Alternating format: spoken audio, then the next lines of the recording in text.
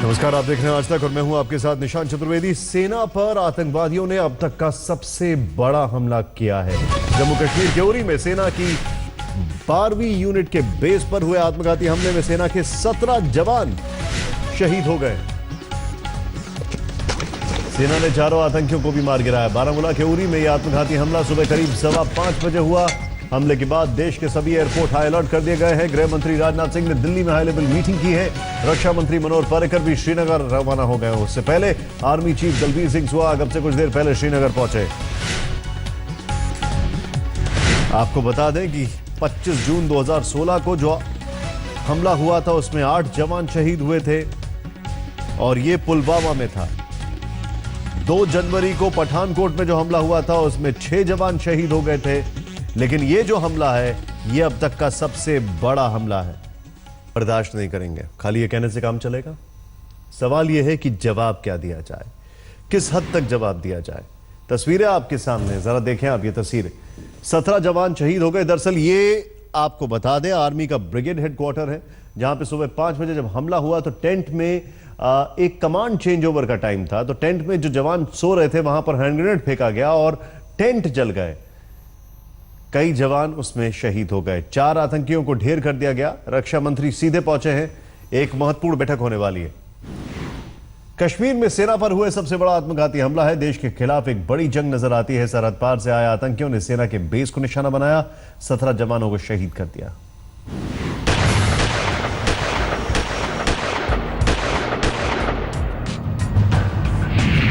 कश्मीर में आतंक का कोहराम।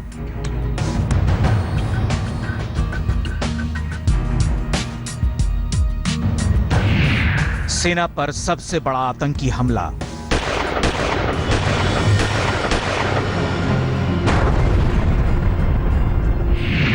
आत्मघाती हमले में 17 जवान शहीद। आतंक के सौदागरों ने सेना पर सबसे बड़ी चोट की है। कश्मीर के उरी में आत्मघाती हमले में हमारे 17 जांबाज जवानों ने अपनी बेशकीमती जान गंवाई है। रविवार की सुबह इस मनहूस खबर ने हमारे कलेजों को चाक कर दिया और आंखों में भर दी हैं बदले की लपटें उन दहशतगर्दों के लिए जिन्होंने घात लगाकर सेना मुख्यालय पर हमला किया। पिछले कई वर्षों के सबसे बड़े आतंकी हमले में हमारी सेना को बड़ा नुकसान झेलना पड़ा। तड़के तबाही के सामानों से लैस 4 आतंकियों ने उरी में सेना की 12वीं ब्रिगेड के हेडक्वार्टर को अपना निशाना बनाया। आत्मघाती हमलावरों ने सुबह करीब 5:30 बजे सेना मुख्यालय पर हमला किया।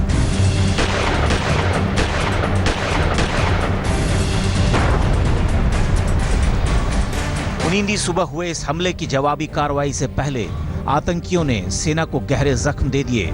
हमले में 17 जवान शहीद हो गए जबकि कई घायल हुए हैं। सेना ने मुंहतोड़ जवाब में 4 आतंकियों को मार गिराया है, लेकिन दहशतगर्दों ने हमें कभी न भूलने वाली चोट दे दी है।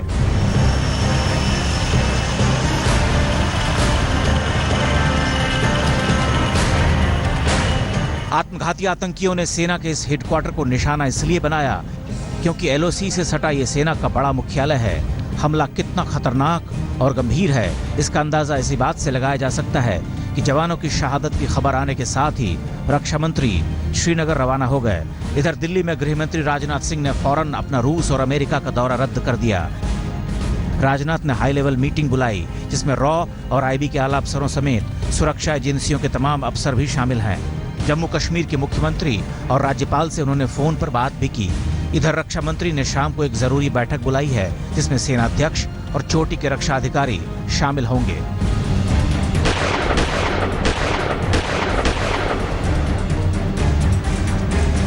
कश्मीर में बुरहान वानी की मौत के बाद से एक तरफ स्थानीय विरोध प्रदर्शनों का दौर चल रहा है, दूसरी ओर सरहद पार से घुसपैठ की कोशिशें और आतंकी हमले हो रहे हैं। लेकिन सुबह का हमला सबसे भयंकर था जिसमें सेना को सबसे बड़ा नुकसान झेलना पड़ा। अशरफ वानी, श्रीनगर, आज तक। सबसे पहले आपको बता दें हमारे साथ 2 सहयोगी जुड़ चुके हैं। अशरफ वानी हमारे साथ मौजूद हैं श्रीनगर से और हमारे साथ मंजीत नेगी मौजूद है। अशरफ, सबसे पहले आपके पास क्या अपडेट्स हैं? निशात, मैं दरअसल उसी परिसर में हूं जहां पर ये आतंकी हमला अंजाम दिया गया है। ये मेरे पीछे जो है सेना का उड़ी का ब्रिगेड हेडक्वार्टर है, जिसके भीतर 10 जो डोगरा है उसका यूनिट है और उसी यूनिट में अदला बदली होने मैं आपको की रोकूंगा सेना एक के मिनट। जवानों की। आतंकी हमले पर पीएम का करारा जवाब, दोषियों को बख्शा नहीं जाएगा।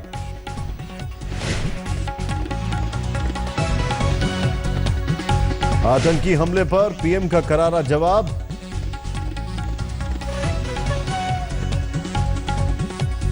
दोषियों को बख्शा नहीं जाएगा।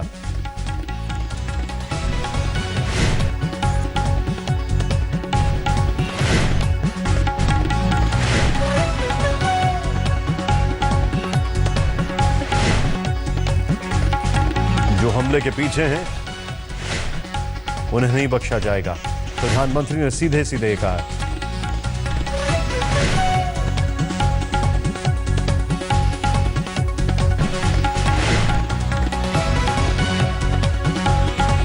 मंजीत देखिए हमारे साथ है। मंजीत, पूरी खबर बताएं।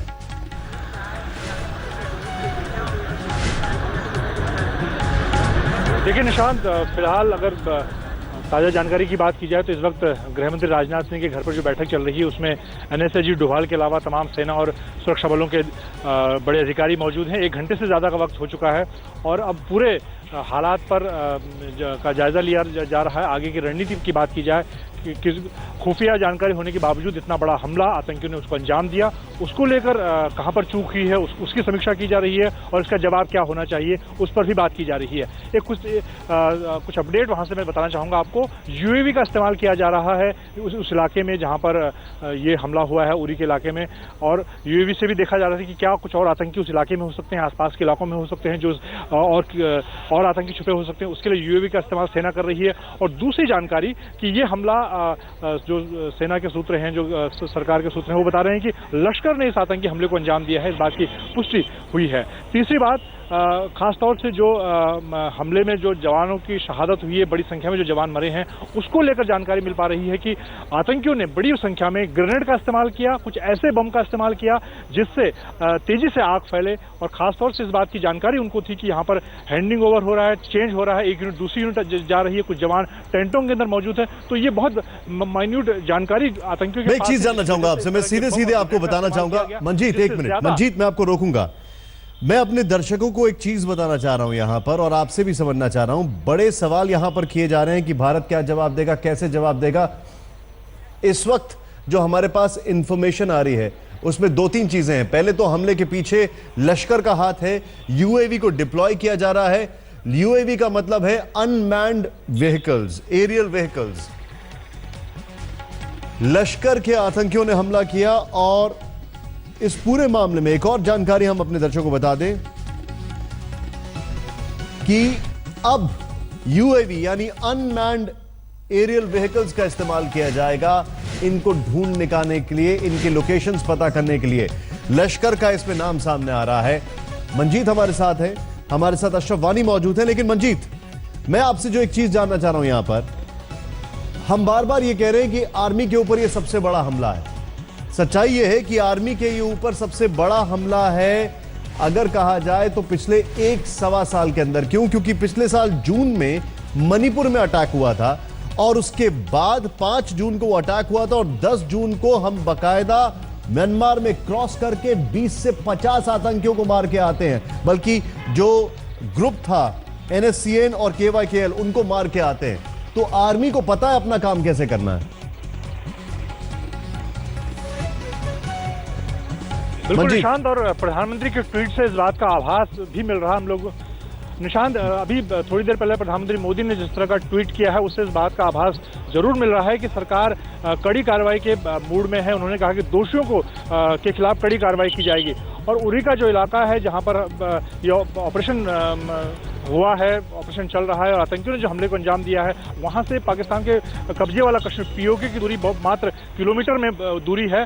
और जाहिर तौर पर वहां से कितनी नदी नाले का सहारा लेकर कितनी नज़दीकी से उन्होंने इस हमले को अंजाम दिया है, उसके लिए अब जिस तरह से जानकारी मिल पा रही है, यूएवी का इस्तेमाल हो रहा है। और ऐसे यूएवी का इस्तेमाल हो रहा है जो शायद सीमा पार की तरफ की भी जानकारी जुटा सके। इस तरह की यूएवी का इस्तेमाल भी हो रहा है। और जिस तरह की रणनीति इस वक्त हम दिल्ली की बात कर रहे हैं, गृहमंत्री राजनाथ के घर पर जो बैठक चल रही है, प्रधानमंत्री को जानकारी दी गई है और खुद रक्षा मंत्री अभी थोड़ी देर बाद श्रीनगर में मौजूद होंगे और वहां पर जो ग्राउंड में उनके आर्मी कमांडर्स हैं, ग्राउंड के अधिकारी हैं, उनके साथ बैठक करेंगे। आपने जो इन्फॉर्मेशन दी है उसमें क्विक रिएक्शन में आपने हमारे साथ गेस्ट आ चुके हैं, lieutenant general Shankar Prasad retire हो चुके हैं। शंकर प्रसाद जी, आपसे हम बातचीत करेंगे, लेकिन उससे पहले अशरफ, यूएवी का इस्तेमाल वहां पर क्या इंडिकेशंस आने, ग्राउंड रिपोर्ट, ग्राउंड जीरो, क्योंकि आप उसी लोकेशन पे खड़े हैं, संक्षेप में बताएं। निशांत, यूएवी कोई नई चीज नहीं है, इनका इस्तेमाल पहले से सेना कर रही है, न सिर्फ आज बल्कि पिछले कई दिनों से, जब से ईद से पहले ही फैसला लिया था आर्मी ने कि जो ये यूएवीज है उनका इस्तेमाल किया जाएगा नजर निगरानी रखने पर। लेकिन यहाँ पर सबसे बड़ा महत्वपूर्ण सवाल ये है कि अगर ये आतंकी हमला हुआ है, क्या इसके परिपेक्ष में कोई और की तैयारी नहीं है? क्योंकि पहले ही जो आतंकी संगठन है उन्होंने पहले ही ये वार्निंग दी थी कि वो ईद के बाद कई सारे आतंकी हमले करेंगे। तो जिस अंदाज से पहले पुंछ में जहां पर विफल किया गया, यहां पर उड़ी में मेरे पीछे जहां कहीं ना कहीं जो फिदाइन है वो आर्मी मुख्यालय तक पहुंचने में कामयाब हुए हैं और कई सारे इलाके नियंत्रण रेखा पर हैं जहां पर इस तरह की सेना के बड़े बड़े शिविर, बड़े बड़े कैंप, बड़े बड़ी इंस्टॉलेशन हैं, उनको मद्देनजर रखते हुए चौकसी जो है बहुत काफी ज्यादा बढ़ा दी गई है। और कहीं ना कहीं अब नजरें हैं कि जो आर्मी चीफ श्रीनगर में है और अब कुछ ही देर में जो है डिफेंस मिनिस्टर कश्मीर पहुंच रहे हैं, तो वो क्या संकेत देते हैं, वो किस तरह के आदेश सेना को देते हैं, तो उसी हिसाब से सेना आगे की कार्रवाई करेगी। रोकूंगा, पॉलिटिकल रिएक्शन आ बात कर लेते हैं। जिस अंदाज से प्रधानमंत्री ने आपको थोड़ा सा रोकूंगा एक मिनट, मामले को पॉलिटिकल रिएक्शन लालू प्रसाद यादव। परिजनों को सलाम करता हूं और हम पूरा मरम्मत करते हैं आतंकी घटना करने वाले लोग। आपने राहुल गांधी आज तो ना राहुल गांधी रोज चिल्लाते हो, रात भी हम देखा राहुल गांधी को क्या बोले कि प्रधानमंत्री लायक नहीं है। ये बात बोले थे कि कांग्रेस से ऐलान अभी नहीं किया, कहाँ तुम लोग राहुल गांधी को बर्बाद कर रहे हो। जब ये सारी बातें होगी तो हम तो बोला कोई अयोग्य नहीं है जिन लोगों का नाम लिया। देखो बहुत सीरियस है, नरेंद्र मोदी फेल हो चुके हैं, 54 इंच का सीना लेकर के सब खत्म हो गया। यहाँ पर सीधे लालू प्रसाद यादव यहाँ पर बोल रहे थे, एक पॉलिटिकल स्टेटमेंट दे रहे हैं सीधे। अब वक्त पॉलिटिकल स्टेटमेंट का नहीं है, वक्त है जवाब देने का, और उसकी बानगी हम देख चुके हैं पिछले साल जून 10 में। हमारे साथ जनरल शंकर प्रसाद जुड़ चुके हैं। सर, मैं आपसे जानना चाहूंगा, मणिपुर का एम्बुश हम सबको याद है, और उस एम्बुश में करीब 18 से 20 जवान शहीद हो गए थे, और उसके बाद म्यांमार में घुस के 20 से 50 आतंकियों को मारा गया था। ये सबको पता है। क्या हम वैसा ही रिप्लाई एक्सपेक्ट कर सकते हैं अब?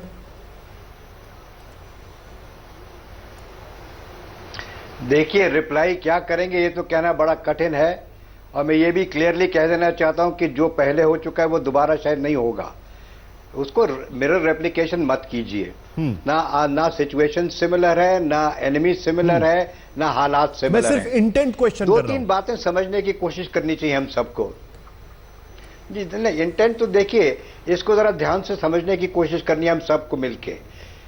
पाकिस्तान से आज से हफ्ता 10 दिन पहले एक स्टेटमेंट इश्यू हुआ है सलाउद्दीन की तरफ से, हाफिज सईद की तरफ से, कि हम कश्मीर में एक ग्रेवयार्ड बनाएंगे सिक्योरिटी फोर्सेस का। शायद आपको यह याद होगा।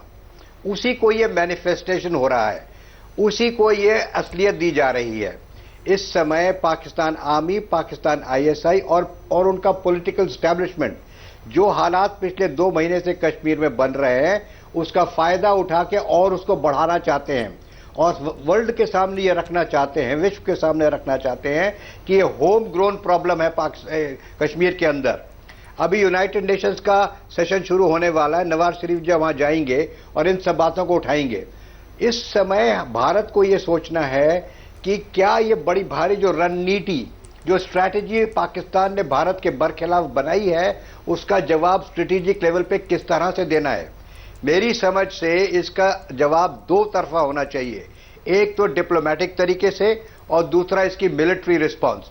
डिप्लोमेटिक तो हम कई दफा समझ चुके हैं, और वो आपको डिप्लोमेट्स और अच्छी तरह समझा भी सकते हैं। यूनाइटेड नेशन में हमें क्या करना है, वर्ल्ड ओपिनियन में हमें क्या करना है, किस तरह से ओपिनियन क्रिएट करना है कि पाकिस्तान को टेररिस्ट स्टेट डिक्लेयर कर दिया जाए, वो सब बातें हम कर चुके हैं। इस समय जो बात होनी चाहिए वो है strategic offensive by India. India की इस समय ऑफेंसिव स्ट्रैटेजी क्या है पाकिस्तान के बरखिलाफ, क्या है मिलिटेंसी के बरखिलाफ, क्या है आईएसआई और मिलिटेंट्स के बरखिलाफ। ये चीजें अब मैं हमें सर सोचनी आपको चाहिए। इसी नोट पे एक मिनट आज रोक रहा होम हूं। मिनिस्टर मैं का आपके पास मीटिंग हो रही वापस है। आ रहा हूं। आपने एक बड़े शब्द का इस्तेमाल किया है कि ऑफेंसिव स्ट्रैटेजी, यानी कि हमारा क्या तरीका होगा उनके ऊपर अब वार करने का, यह मैं आपसे जानना चाहूंगा। लेकिन इस वक्त दो बड़ी खबरें। पहला तो प्रधानमंत्री ने सीधे कहा है कि जवाब दिया जाएगा। हमें याद है पिछले साल म्यांमार में क्या तगड़ा जवाब दिया गया था। म्यांमार में घुसकर NSCN और KYKL के जो आतंकी हैं उनको कैसे मारा गया था। लेकिन इसके अलावा UAV जो है वो डिप्लॉय कर दी गई है और लश्कर के इसके पीछे हाथ है, ये भी खबर आ रही है। फिलहाल वक्त एक ब्रेक का, वापस आ रहे हैं। प्रधानमंत्री मोदी ने इस वक्त सीधे सीधे लिखा है ट्वीट करके, हम उरी में हुए कायरतापूर्ण आतंकी हमले की निंदा करते हैं। देश को भरोसा दिलाता हूं कि जो भी इस हमले के पीछे हैं उन्हें बख्शा नहीं जाएगा। उरी के सभी शहीदों को नमन करते हैं, उनकी देश सेवा को हमेशा याद किया जाएगा। मेरी संवेदना शहीदों के परिवारों के साथ है। इस वक्त हमारे साथ जनरल GD बख्शी भी जुड़ चुके हैं, जनरल शंकर प्रसाद हैं, अशरफ इस वक्त हमारे साथ हैं और मंजीत नेगी हैं। हम वापस लौट रहे हैं। ये बहुत बड़ी खबर है आज तक पर, ये आप खास कवरेज देख रहे हैं और कई बड़े बड़े डिस्क्लोजर्स एक छोटे से ब्रेक के बाद।